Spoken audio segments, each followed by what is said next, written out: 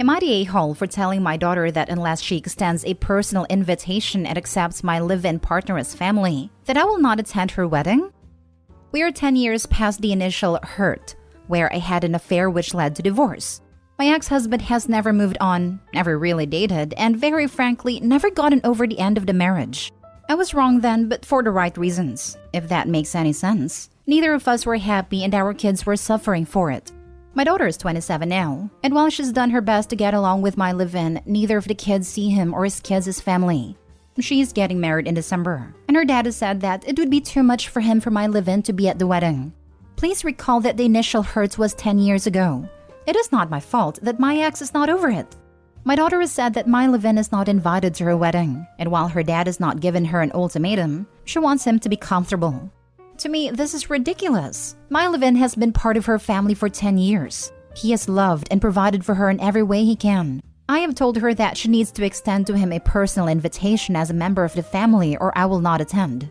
My daughter exploded on me when I told her this yesterday at our weekly family dinner. And I have not slept in almost 36 hours because I am so upset. To help me find some clarity, am I the a-hole for making the demand I did? Now for the top comments. You're the a-hole. If she doesn't want him there, that's her choice. It's her wedding. For you to not attend because she doesn't want your live-in there is childish behavior. You aren't even referring to him as stepdad, and that says a lot. Just because you shacked up with another guy doesn't mean your daughter needs to pretend that his family and your family are family. That's some Brady Bunch fairy tale right there. You only stand to ruin your relationship if you don't attend. That's on you if you want to do that. Make an adult decision and the right one as a parent. She obviously wants you there, at least. We aren't married. If we get married, then I sacrifice what I am owed from my husband's military retirement. You can't be for real. You cheated with another man. Then you screwed over your husband by taking a portion of his retirement benefits? No, I lost those in a divorce. The Air Force pay what are called survivor benefits. After he dies, I am entitled to half of what his retirement would be. Lol. And why are you entitled to the money of the ex-husband that you cheated on? After you die, you are entitled to a one-way trip to somewhere extremely hot, so make sure you pack light. The law says I am. If this is the hill you want to die on, you can miss your daughter's wedding. She'll know what you prioritize. Time doesn't absolve you of guilt. You cheated and shattered your family. That's never gonna change. She won't pick you over her father. You gave her an ultimatum. He didn't. You're the a-hole. Edit from one of Opie's comment, she and the live-in are not married because she doesn't want to lose access to the retirement benefits owed to the man she cheated on. Opie, you are a vile and entitled goblin. Gotta bleed a victim for everything is worth. So nasty. Opie's a piece of work. You're the a-hole. I've read your comments. You seem to be self-righteous, entitled, and self-centered. You had no right to make that demand. That is your daughter's wedding, not yours. It is up to her and her fiancé to determine the guest list. She does not need to invite your live-in, whatever he is. Back in the day, live-in meant housekeeper. For that matter, she doesn't need to invite you. For people my age, live-in is a term of respect for a non-married partner. Maybe in your area, but where I'm from, it's a fair partner. And I have a child your daughter's age, so it's not about age and respect. It's about you not accepting and living up to the damage you caused. And now you think your ex, who you are still using, should be perfectly fine seeing you and your affair partner at his daughter's wedding? Seriously? You haven't even let your ex off the hook by getting married. Of course he can't get over it. You still have claws in him. You act very entitled. Time does not erase your actions. And until you completely let go of your ex, no time has passed for him. Your affair partner does not deserve any respect in this situation. Neither do you. You're the a-hole. Next story. Am I the a-hole for chucking my sister and her now fiancé out of my wedding reception? Me, 25 female, and my husband, 27 male, got married 3 years ago. A little backstory. I'm the youngest of 3. My older sister married 27 female and older brother 30 male. 3 years ago, in 2019, me and my husband got married. We got married in our local church and booked a luxury reception for after. We were both super excited about it as it was often fully booked and we got one of the last slots available. It all started at one of our family dinners. Mary's boyfriend John pulled me aside and asked if he could propose to Mary at my wedding reception. From the off, I knew I didn't want anyone to take the spotlight from me and my husband, so I denied his request. John was disappointed but understood and didn't bring it up again. I, later that day, spoke to my husband and he agreed with me on not wanting him to propose. Skip to a week before the big day. I went to Mary's house to talk to her about the wedding prep.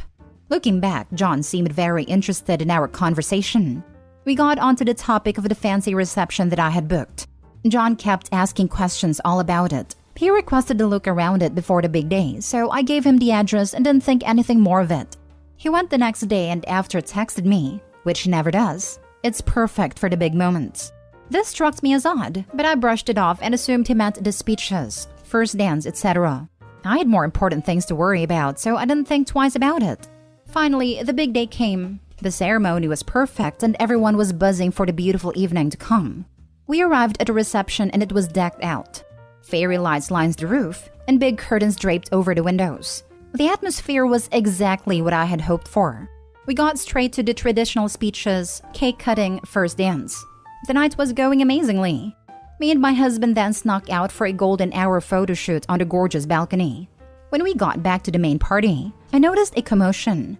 People gathered around the dance floor as Mary and John were dancing. Then the music cut out, and John reached into his pocket, took out a small box, and got down on one knee. I burst through the crowd, grabbed the ring box, and marched to the door, followed by my husband, John, and Mary. I stood at the door and announced to John, "You asked me if you could do this," and I said no. No one ruins our day, as I grabbed my husband's waist and pulled him close. I opened the door and said, "If you can't follow one simple request, then you can't stay here. Leave." I held out the box as he grabbed and stormed out. Mary followed behind. My mother called me an a-hole for kicking them out over something so small, whereas my older brother totally understood why I did it along with my husband. So am I the a-hole? Not the a-hole. A wedding is for the bride and groom, not someone staged to propose. It's highly inappropriate and immature. I'm glad you and your husband stood your ground, and I'm glad your brother has your back. I've seen it tastefully done once, and the bride was in it from the beginning. During the bouquet toss, the bride turned around and gave hers to her sister as the significant other knelt behind her. It's ridiculous that the mom can't conceive why Opie's upset.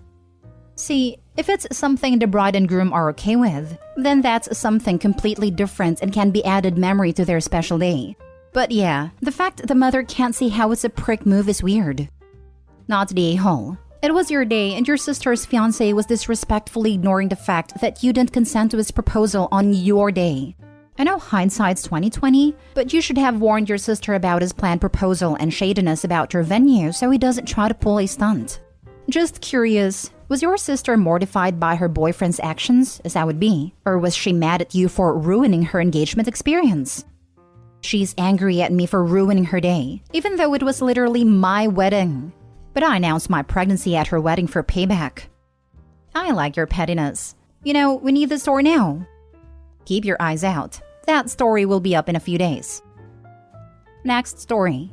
Am I the a-hole for refusing to babysit my niece and leaving her with a stranger instead?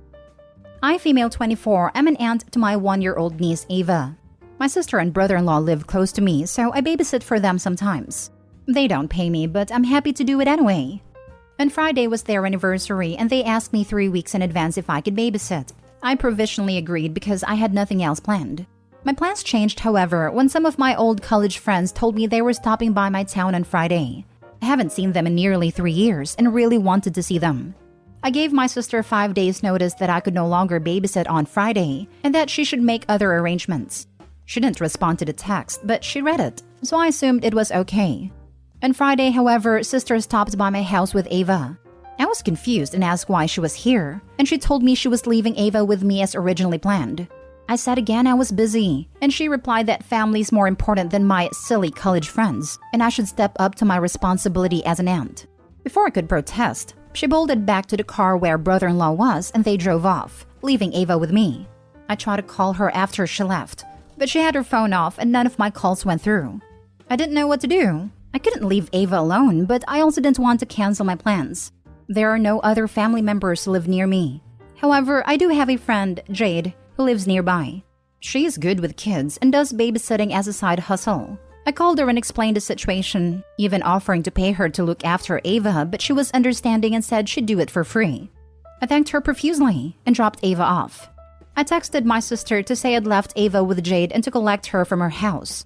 It's relevant to the story that neither sister nor Ava know Jade personally. My sister didn't respond immediately, but after about 2 hours, she started spamming my phone. I turned my phone off as I was already out by that point anyway. They picked up Ava later that evening and she was perfectly happy. However, my sister and brother-in-law are furious at me for dumping Ava with a stranger, even though they know Jade is a trusted friend of mine. They accused me of endangering my own niece. Many other family members have sided with them and I've been getting angry texts all weekend. I really don't know what to think. I felt like I acted as best as I could given the circumstances. Am I the a-hole? Now for the top comments. Not the a-hole. Yes, your sister asked you 3 weeks in advance, but 5 days is plenty of warning that you wanted to change plans. The fact she didn't call you back or try to negotiate with you and just dropped your niece off and ran isn't funny or cute. She's the parent, and her kid is her and her husband's responsibility, not yours. Welcome to parenthood. She seems to be confused on this point. You don't owe her free babysitting. At all. Her antics of drop and dash, and then triangulating other family as flying monkeys to guilt trip you, are childish, selfish, and disrespectful. So, for the foreseeable future, no matter what, when she asks you to sit, tell her no. Make her reach out to other mommy friends, get into a babysitter co-op, or gasp, her husband's family or friends can step up. Only offer to take your niece when you want to see her at your convenience, or be available as a sitter in a true emergency, like a hospital or funeral home is involved. But other than that, she needs boundaries and consequences for her nonsense. Give them to her. Not to mention sister dropped Ava off after being told she wouldn't babysit. Let's call it what it is. Sister abandoned Ava. And OP should call police and CPS if/when she does it again. Not a-hole. Please text back. I did you a favor not calling the police when you dropped off your child knowing I was about to leave the house. Next time, I'll just call the police so your child won't be traumatized by being babysat by one of my friends. As for your family, I would send a group text. I had plans on X night. My sister showed up with her baby. I said I couldn't watch her, and my sister drove off, then shut off her phone. What my sister did was reckless. Her child isn't luggage. She's a person. If anyone thinks it's okay for her to drop her child off when you tell her you can't watch her and then shut her phone off, I'll let her know. That way, you guys can always make sure your plans are free, knowing she can come by at any time, and then shut off her phone so you can't reach her in an emergency. You've worded this really nicely. I haven't really responded to any of my family yet because I don't have the energy. But when I do, I'll definitely consider using some of these points. And I did in fact consider calling the police. If Jade had not been available, I probably would have, because I'm sick of being walked on by my sister and yielding to her demands. I'll make it clear that in the future, I will take a harsher approach. Thanks.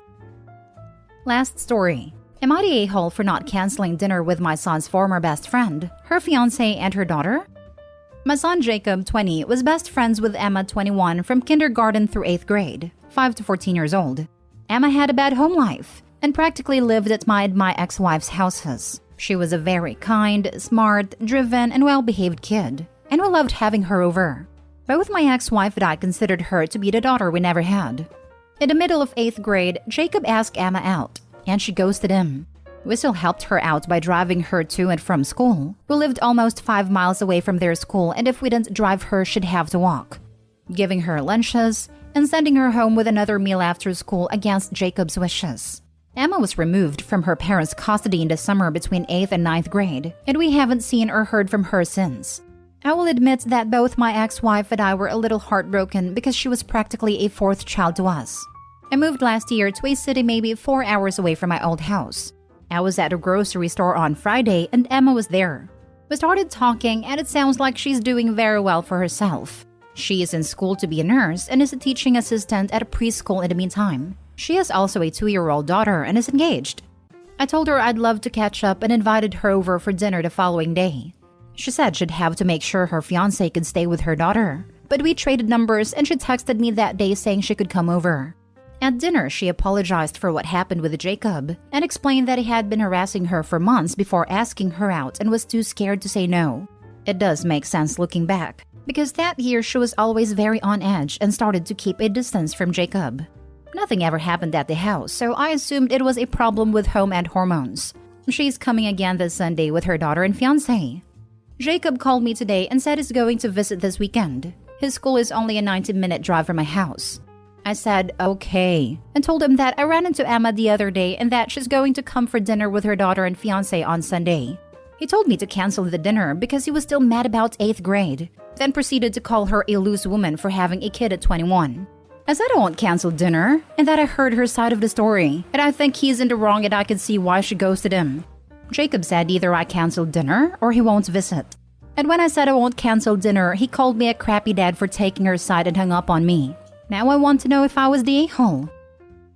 Nope, not the a-hole. If he can't get over a rejection from nearly a decade ago and from middle school, the problem lies with him. Not the a-hole. Your son is still upset about a crush from middle school and is projecting his anger onto you. I am very concerned about the fact that he issued an ultimatum, which removes all possibility of compromise. He asks you to choose between rejecting him and accepting her or vice versa. Ultimatums like this leave no room for compromise and suggests he may need some emotional growth, and he may need assistance. I'm going to ask his mom to try to talk some sense into him. I mean, you probably don't even need to ask her. Just tell her the details of the conversation as a whole, and I'm betting since you were both fond of Emma, she will see his behavior is messed up and will address it. I'm glad you're not permitting this stuff. If you'd known about it when he was younger, then that might be the only scenario where you'd be the a-hole. But you're doing a good job at handling it in this case, I think. Not the a-hole.